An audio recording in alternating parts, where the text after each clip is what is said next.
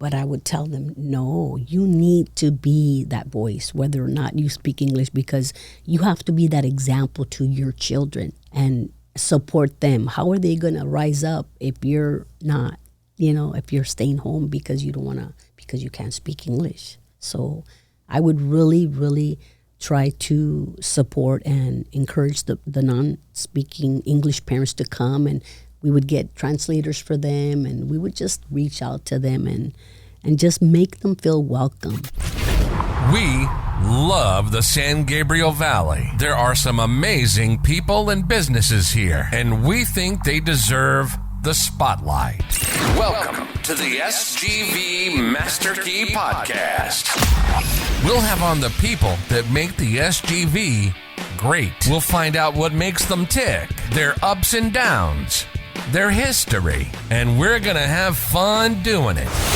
This is the SGV Master Key Podcast. And now your hosts, Scott Warmoth and Russell Mano.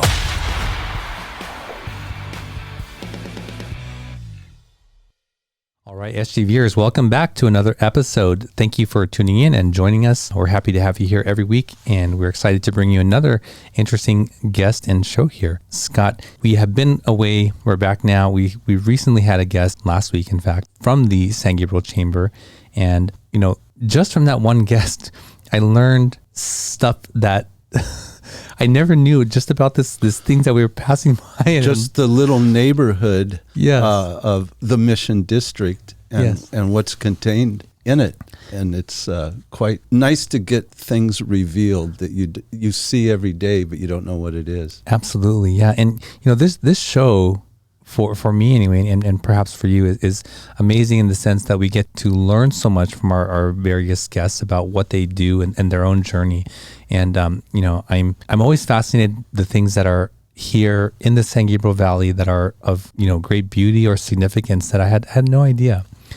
And perhaps we're going to learn some more about that from our guest today. Before that, I just want to remind our listeners we've partnered with San Gabriel Valley Now, your source for city news, announcements, events, special savings, and everything SGV. Check them out on Instagram, sgv.now, and read their new SGV Now magazine on their website, sgvnow.com. Returning back to the idea of San Gabriel and learning, it's interesting how the San Gabriel Chamber of Commerce does things, puts on events to bring the community together. One of them has been there, I think it's in the fall, where they have some sort of the harvest dinner right. a year. I've not been a part of other Chamber of Commerce, but it seems like they're a pretty tight-knit group there. Well, they have a strong leader, executive director in Sandy Roscoe, yes. who is just all about community. Yes. And our guest today is all about community, and she is the president of the Chamber this year. Absolutely. So, president of the San Gabriel Chamber of Commerce, Joanna Jimenez, welcome to the show. Well, thank you so much. Thank you for having me. I'm so excited. I'm excited to be here. This was a long time in the works because we had first met and discussed this September, I believe, last year, right? And now we are here 5 months later, and you're here. So, Joanna, can you share with our audience, what is your connection to the San Gabriel Valley? The San Gabriel Valley, I've actually lived in the San Gabriel Valley for about 40 years now. And I've been self-employed for about 30 years. And so I've been here for a very long time, raised my family, got married, and just been living here, getting to know people and being a part of the community, joining the Chamber of Commerce and trying to expand not only my own business, but getting to know how to be a partner in the community and to, invite people and to let them know who I am, and then just to, make some really good connections with other businesses. And she's someone for whom learning never ends. Having raised her family and brought them through their education, she has now gone back to college. Yes, it's really exciting. Yeah, I like that idea of somebody always learning, continuing to learn. Absolutely. There's no limit. So I get really excited about that. Where do you study and what are you studying? I'm at Pasadena City College, and I've been there for actually, I'm almost done. Actually, I think I'll be graduating, God willing, this May, and I'm really excited about it. I'm majoring in psychology with an emphasis on child development. So that's my goal and my passion, another passion. Wow. What do you hope to do with that? Well, you know what? I really have a passion for the young community, the young children, and I just want to help young children know that regardless of their upbringings, whatever they may be, healthy, unhealthy, domestic, whatever, they can be successful. They can reach the highest potential that is there for them, and to have that opportunity to be able to encourage someone and say, you know, you can do it. You can have, you can believe in yourself, and nothing's going to stop you. And so I just wanted to be there, be that voice, you know, for young children to help them develop a healthy upbringing, not only educational wise, but mentally also. So you've lived in the San Gabriel Valley for many years. What was it like, growing up here? Growing up in the San Gabriel actually has been really nice. I mean, I've lived in Pasadena for 40 years now, and I just think it's grown a lot. It's flourished a lot, and a lot of diversity has changed in the 40 years that I've been in San Gabriel Valley, and I just love the growth that, you know, the community brings, and businesses. You know, you've seen some come and some go, and it's a good thing. And, you know, I'm excited to be a part of it. I'm excited. Some come and some go. Yeah, for sure. And some have been here, are long lasting, right? Yes. And I recall when I first spoke to you, your family was a big part of your story. Can you share a little bit about that? Yes. When I grew up, I was born in Texas, San Antonio, and I remember growing up in my home, you know, schooling was not important at all. It was more work. It was more of the work ethic. So I remember college was never mentioned. I don't remember ever hearing the word college growing up in my home. And so once I got married and had children, I was like, you know, I need to encourage and push my children to be educated. And so I did whatever I could. I wasn't very good at math. Math was my weakness. So I just pushed my children and made sure and volunteered with them. And I was right there behind them through elementary, you know, middle school, high school, just making sure that they did their homework and pushing them. I remember my children weren't happy during summer because summer was supposed to be a break, but I would put them in tutoring because I said, you know, you need to master algebra. I can't help you with algebra, but I'm going to get you the tutoring that you need. So I really just did my part. You know, I didn't know how to help them, but I got them the help that they needed. And my older son started, you know, wanted to be a pilot, so he started looking into the United States Military Academy. So then he ventured out and, you know, got the congressional nomination, and then, you know, he opened the doors for the rest of my children. You know, I have 3 children now that are graduates from one of the 5 service federal academies, the United States Merchant Marine Academy. And they have, it's a rigorous academy. It's a beautiful academy, and they've grown. They've graduated. I have 3 officers in the family, my 2 sons and my daughter, and they sail around the world, and they are very patriotic. They love their country. They love America, and they've learned a lot. I guess, you know, for me, I tell them I love to see the world through your eyes, because my education was very limited, but I tried to really push and help, and I'm just so grateful, and I'm thankful to God to be able to be there, to be that instrument to push my children. And that's what I want to do with other young people. You know, just there's no limit to what you can do and what you can become. And so then after putting my kids through school, I was like, you know, I need to go back to school. I want to go back to school. So that's why I'm in school now. So I'm really excited. I'm very proud of them. So your 3 kids all graduated from the merchant. Yes, all 3 of them. What is it called again? The United States Merchant Marine Academy in Long Island, New York. Okay, wow. Kings That Point. is really impressive. Yeah. So your oldest son led the way, as He you led said. the way. And they all saw that as something they wanted to, Yes. to do. Yes. So are they active members of the military right Yes. now? Actually, my son just finished the reserves, but my daughter and my son, the younger ones, are in the reserves. And my daughter actually just came back from Italy. She was active duty in Italy, serving about 5 months over there. And so they're very active in the community. And Where are they stationed well, now? actually, my son is, he lives in South Carolina, my youngest son, Johnny. And he travels from South Carolina. He waits for a ship, and he gets on that ship, and he travels the world. You know, the container ships like even here at the Long Beach at the harbor, there's all those big tankers, oil tankers, and the big container ships. So my son Johnny is actually presently right now on a container ship in China. And so and then my daughter just came back. So she works at the ports here in Long Beach. She works with oil tankers. She's an engineer, so she is very busy and very competitive in a man's world. But she is holding her They own. all graduated from San Marino High School? Well, my two youngest graduated from San Marino High School, and the older ones graduated from Marshall High School in Pasadena. Yeah, Marshall Fundamental. Yeah. Can we go back to something you said earlier about your childhood growing up, that school wasn't emphasized, but work was? Did you have to work at a very young age? Well, actually, I didn't work, but all my brothers did. My father was in construction, so as soon as my brothers got into high school, it's time to come and work with the father and help provide for the family. Yeah. Oh, wow. But me, I just I helped clean the house, so that was my job, was help my mother. Yeah. And so you made this decision that you really wanted to push your kids to pursue education.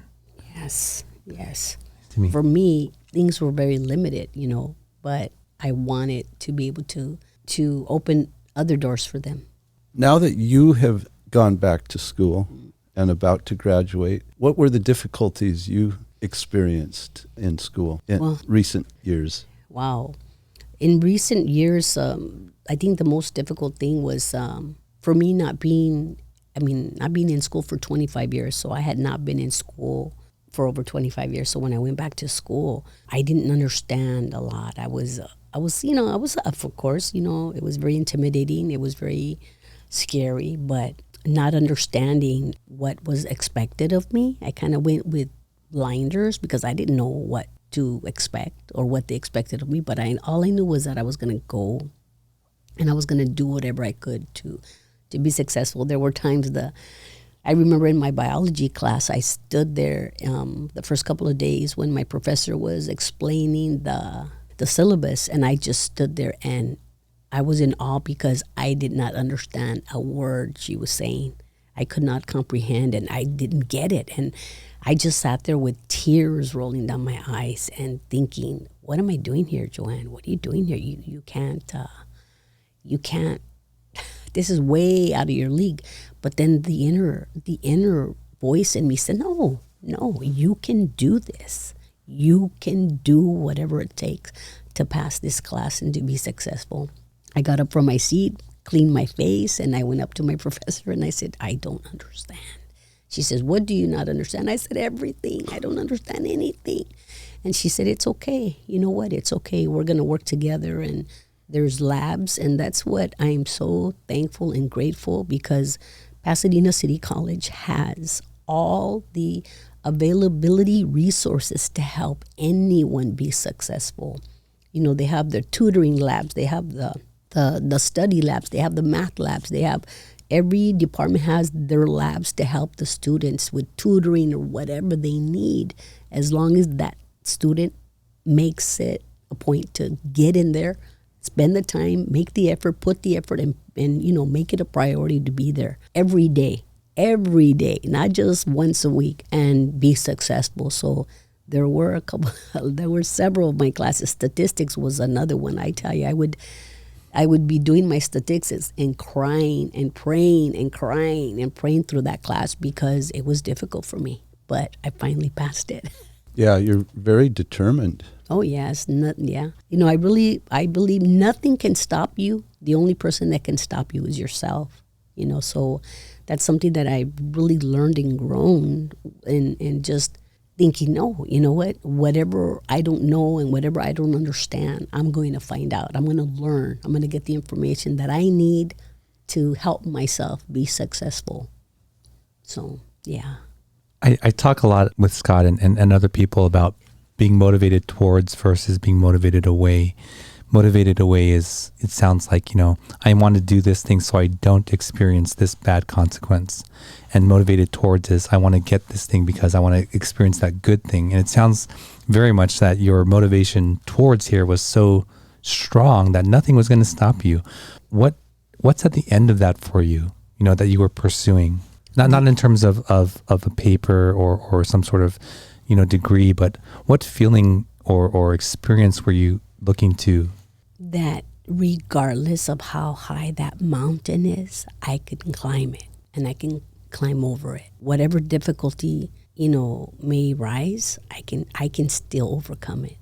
And as hard as the challenges get sometimes in life, there's no stopping a person, as long as they're determined to get to that. It's like to get to that finish line, the finish line of being able to, and again, out of growing up, my 10 siblings, I had 10 siblings, and my brothers all went to the military. They went into the military and got their GED, but I think I was the only one that graduated high school, and then right now, I think I'm just pretty much the first generation going into college. So that making that difference, breaking the cycle in the family traditions and just bringing new visions, new ambitions, and new goals, not only for myself, for my children, for my grandchildren, for our future generations. So, yeah.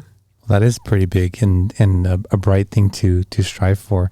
You just sort of glossed over the 10 siblings thing. That was, you have 10 siblings. So your parents had 11 children. Yeah, well, my mom had 5 from her first marriage, and he passed away, and then she had 5 from my father. Yeah. Wow. Are you still close with them, or are you close with them? Do you speak with them? Yes, I do. Yes, we're pretty close. We just lost our mother in November, right before Thanksgiving, so it's been that's even brought us even closer. Uh-huh. Yeah. I'm sorry to hear that. Thank you. That's pretty recent. Yeah.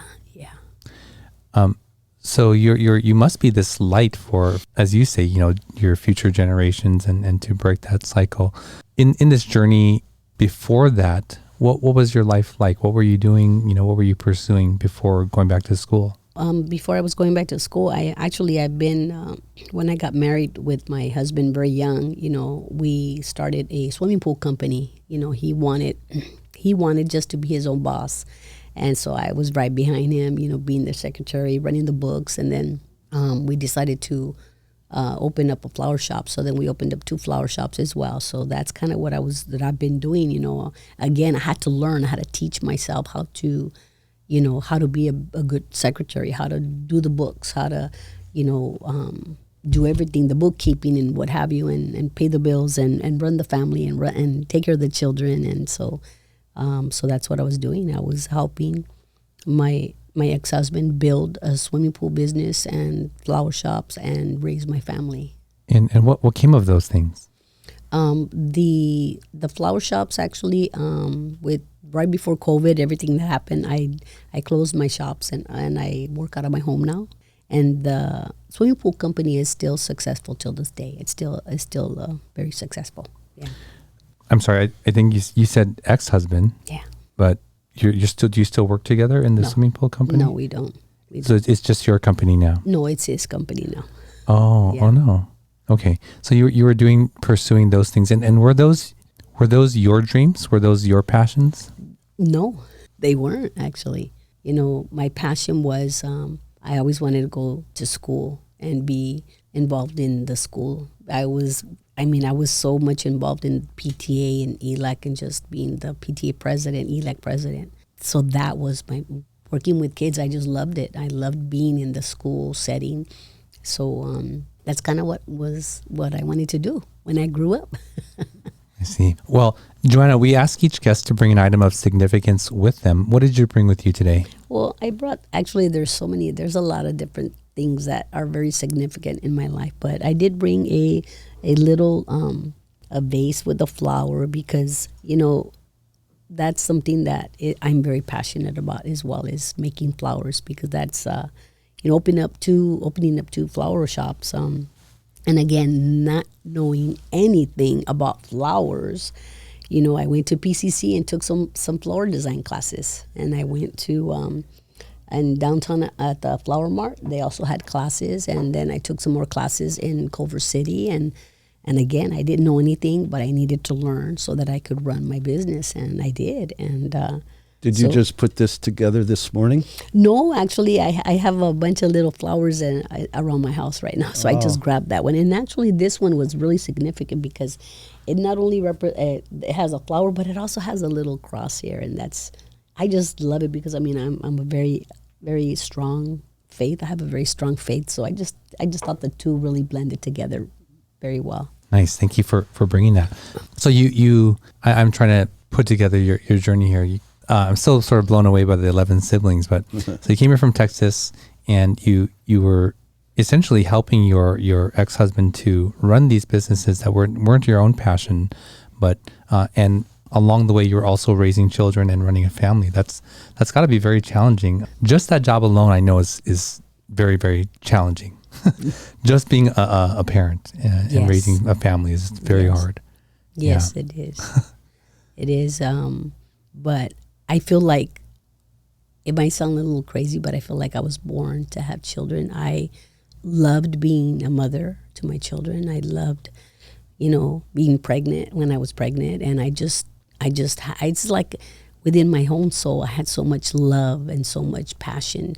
And I wanted to give that to someone, so my children were my reason for my passion, and just, yeah. What was it like raising 3 kids in the San Gabriel Valley? Well, actually, I have 5 kids. Oh. I have 5 children. It was, I've always been there behind them through thick and thin as far as school. And it was not bad. It wasn't bad because I was always there for them. I did work, but my businesses were like the swimming pool company. We built it out of my house. So I worked in my home running the business for 20 years. So I was able to run the business, go to the school, drop the kids off, do PTA, and then go home and take all the calls, make appointments, pay the bills, and then make dinner, and then go pick up the kids and come bring them home and that's just incredible. 5 kids is a lot. Yeah. A lot of kids. I grew up in a family of 5 kids myself, and I just you've got every one of them is different. Yes. Everyone, they're different ages, and what's the age span, the age difference? My first, I had her right out of high school, so then the second was 5 years. Oh, and then the third one was 3 years, and then the fourth and the fifth were 2 years apart. So yeah. Boy, it just never ends, does it? Mm-hmm. No. Your work never ended. It doesn't. But and even now. Yeah. What you were describing is like, the question popped in my mind. What was your husband doing, or your ex-husband doing? He was running the business. He was working construction. He was out there making money, I guess was what he said. Yeah, he was running the business. When outside. I grew up in this kind of 50s style. You think of the mother at home raising the family, the father working. Of course, I grew up in the 60s. But is that what it was like in your home? Your job was to raise the family. Yes. My job was to raise my family, and also run the businesses, and make sure that my children were doing their homework and being part of the school, because I wasn't sure how I wanted to, whether I trusted the public school system. So I made sure that I was there to make sure that things went well for them in school. And one of the amazing things that I found out, that the presence of a parent in the school system or in the classroom or in the school, itself is so important because, things get done when and parents and children get respected and parents get respected. And it's like your presence there is very loud. Yeah, I can imagine there's probably a lot of, well, I actually don't know. I'm just imagining this. I'm just imagining that a lot of parents may view school as like a daycare almost, like I drop them off, I go to do my work, they come back and I maybe say a few words to them or ask them if they did their homework and then that's really it. And they're not so much involved with what is actually going on. They attend a parent-teacher meeting maybe once or twice a year and then that's the level of involvement. So it sounds like you were much more involved in their schooling and education than that, huh? Yeah. Well, certainly the PTA. Yeah. Right. So what was that like? Was that enjoyable for you? Did you enjoy that process of being involved in their schooling? I did. One of the things I felt like I'm not only here for my children, but I'm also here for the children of the parents that have to work, that can't be here. And I remember when I was asked to be the ELAC president, and I thought, I don't know, that's for the non-speaking English parents. And I thought, well, and I was a little rusty on my Spanish, but I thought, you know what? Yeah, let me do this. Let me be the voice for the parents. And so by being there, and I just felt like, and I would go and talk to the parents and comment, and they were like, no. And one of the things I did find in the school system was that the non-English speaking parents are very limited. They're very, they're not sure whether they want to talk or be a part of the system because of their limitations as far as speaking English. But I would tell them, no, you need to be that voice, whether or not you speak English, because you have to be that example to your children and support them. How are they going to rise up if you're not, if you're staying home because you don't want to, because you can't speak English? So I would really, really try to support and encourage the non-speaking English parents to come, and we would get translators for them, and we would just reach out to them and just make them feel welcome. This is, you're welcome. There's no limit here. There's no boundaries. There's no bias. Just come and be a part and support your children. So yeah, that was really passionate too. Well, I'm blown away at your involvement and desire to build a better future, be involved for your children, looking, having that perspective to be a model. And, I was speaking to Scott maybe last week or a few days ago about my own wife, who she always views things through the lens of our family and our children. What are they going to experience? How are they going to remember? What is going to be modeled for them? And this is, both in education and family life. And it seems like it just comes so very natural to her. And I was sharing with Scott, like sometimes I don't even consider those things, but it makes sense when she's explaining the reasons for doing it, But I just hear that now in your sharing of your reasons why, and it's really admirable to have that and to be able to do that for your kids. I know that's tough work. Yeah. So, thank you.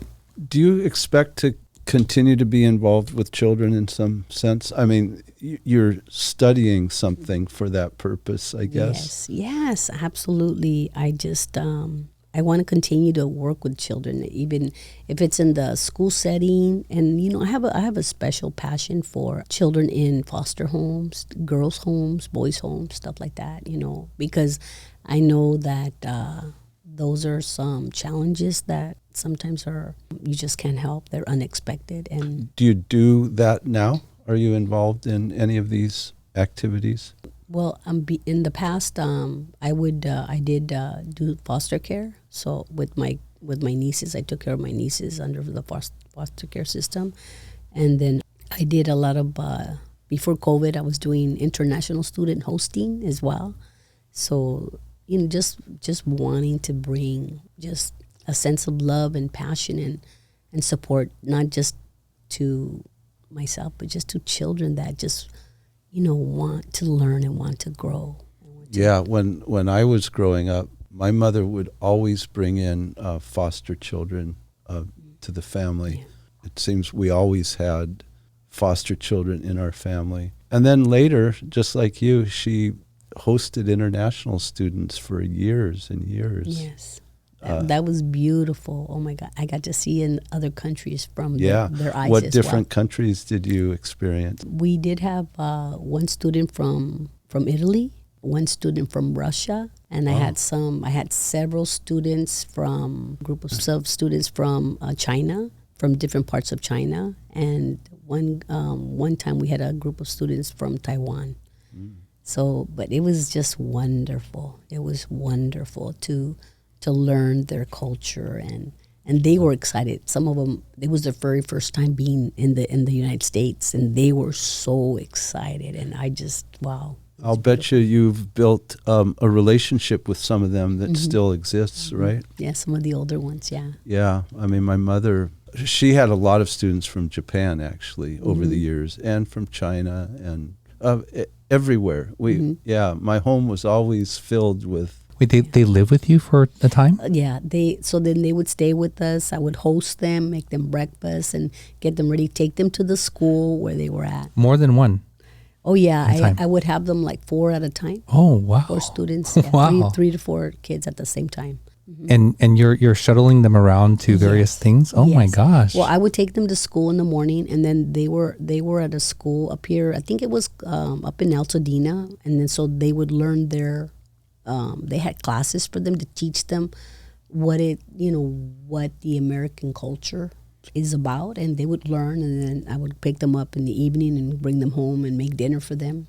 I remember on Sunday we would go to the mall, and it was like their eyes were so open. They would go to the mall. They were like, "Wow!"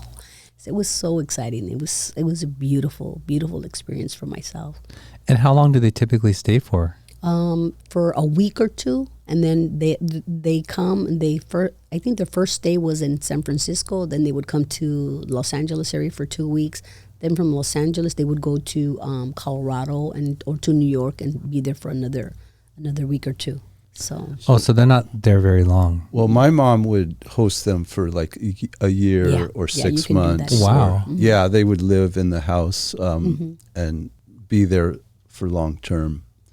She had a few of the shorter term as well, but so once one group left, then I would get the other group, and then when that group left, I would get the other group. So I did that for about 4 summers, throughout the summers. Yeah.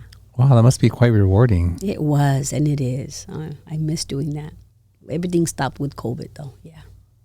Do you plan to pick that back up again? Yeah, I want to. Yes. Wow. Okay. I want to get into some of the stuff that you're doing or how you became connected with the San Gabriel Chamber.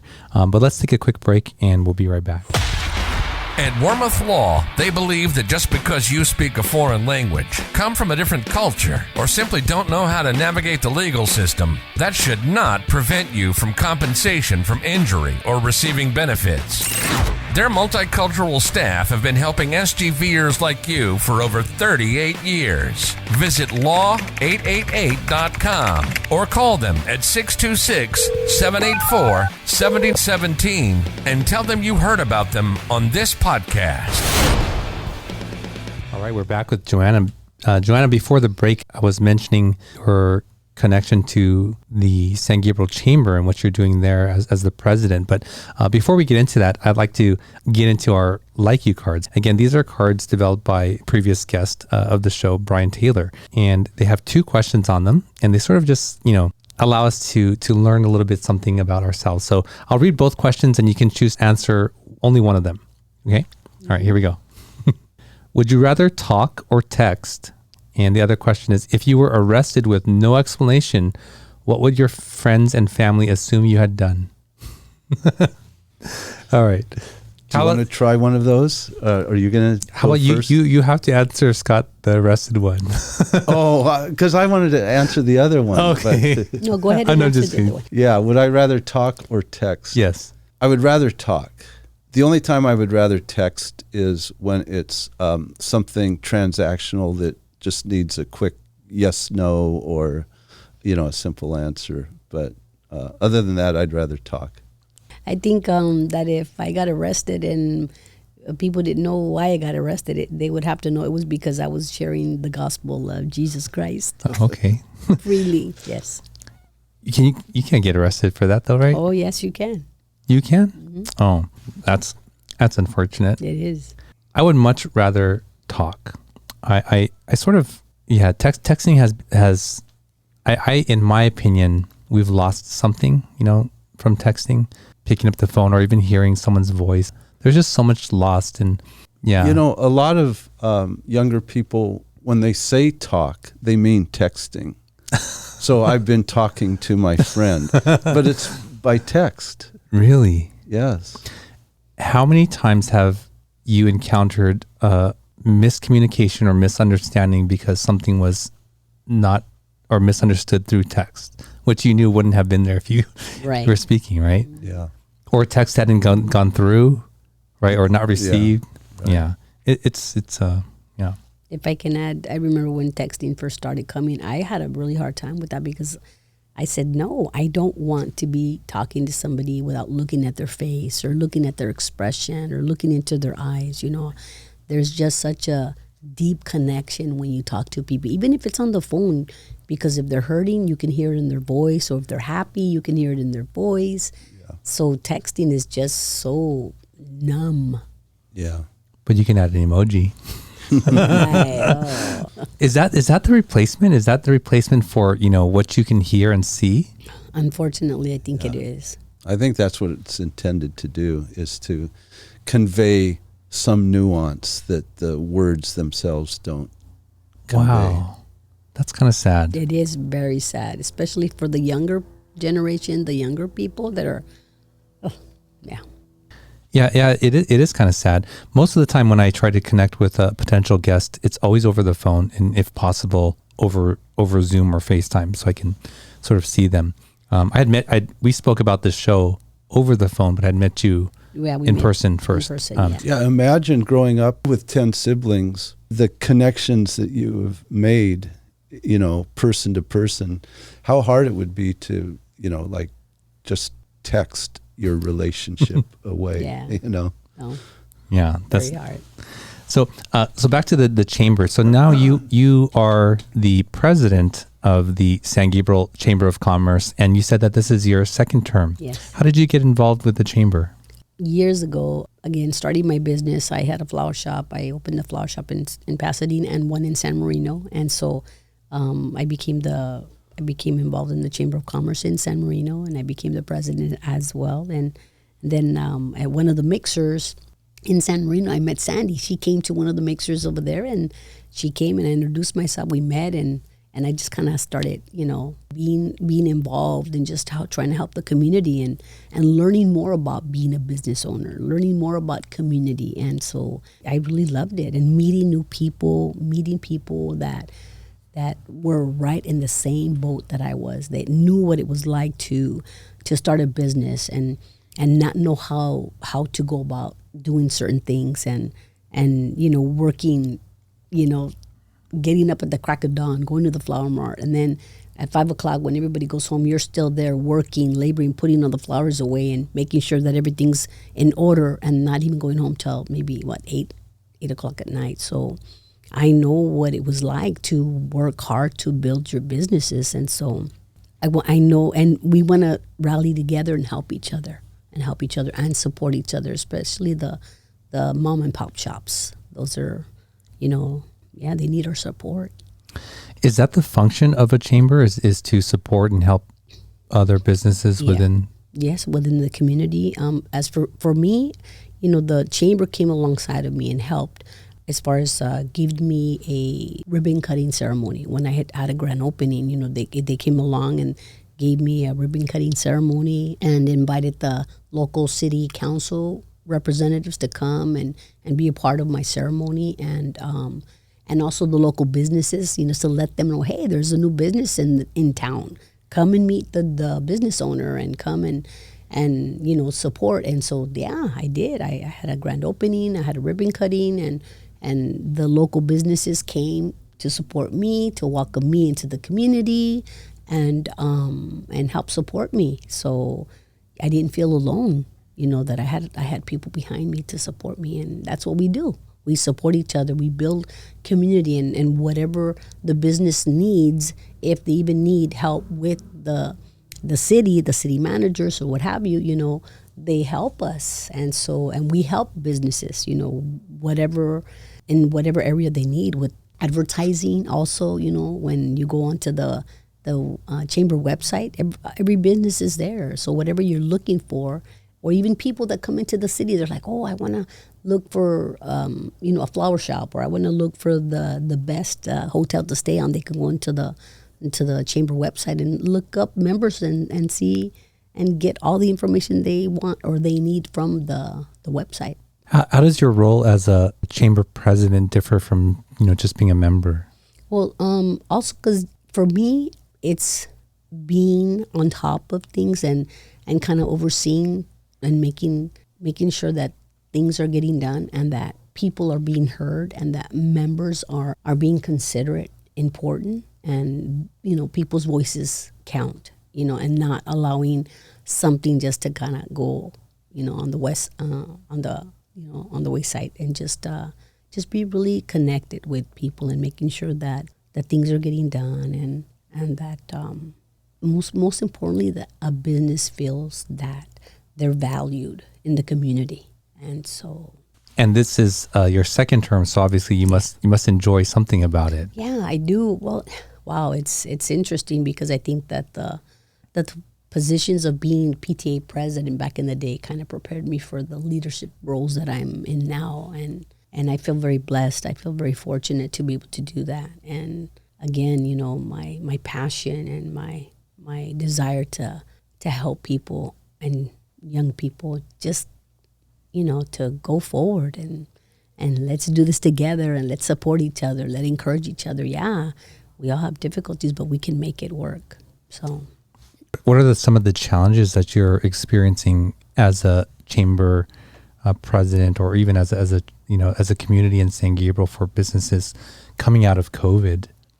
Well, I think so far, I think what I see is the challenges are just trying to feel comfortable as far as not wearing a mask anymore and not knowing whether or not COVID is as threatening as it used to be before. There are still some people that are very, very, they wear their masks all the time. And so I think that's frightening for some of the members. And again, just trying to build, and to trust people again. So, but, we're there. We're there to help support them and just kind of walk them through any insecurities or any fears that they might be feeling.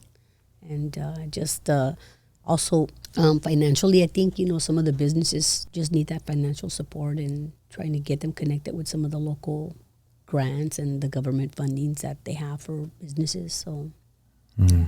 I imagine a lot of businesses may also be concerned of restrictions or, things that they had to endure over the last 2 years coming back, if that's possible. I know that was challenging for a lot of business, especially in the food and beverage industry.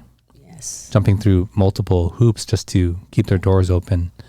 And a lot of them, didn't make it. Right. Yeah.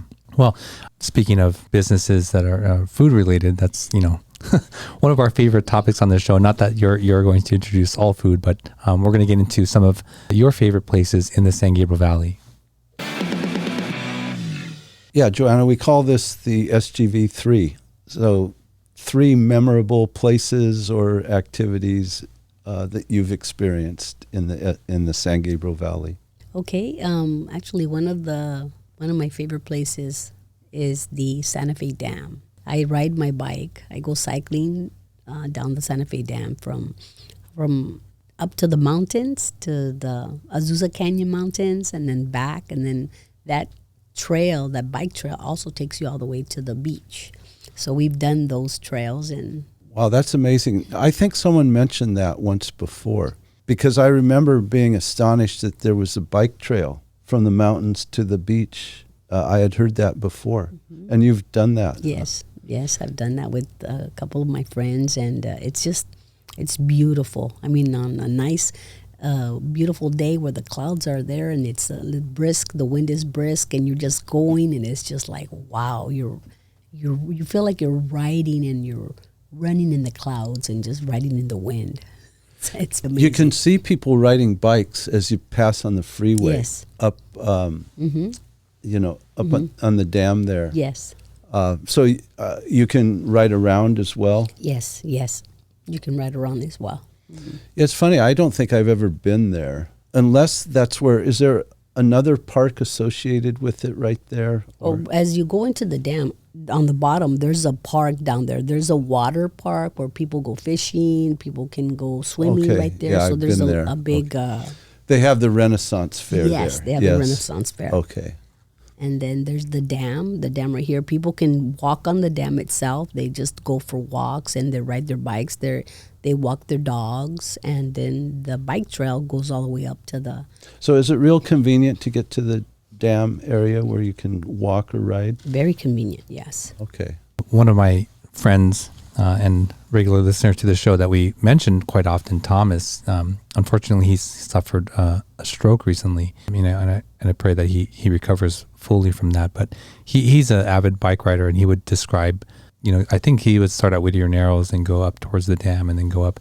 And I think that actually goes, or used to go, all the way to the 2. So it's the 39 going up to the 2, but there's boulders that have come down. So you can no longer go there. But you could, if you bring your bike around the boulders, you can get up there. But you can go all the way to the 2 from Santa Fe Dam up to through the mountains. Yeah. So that's not an easy bike ride. For the listeners who don't know what we're talking about, that's not like a leisurely stroll, around the block. That is a challenging ride. It is very challenging, and that's why you have to get ready for those rides, and little by little by little, and then but I just love it. Wonderful. I enjoy it so much.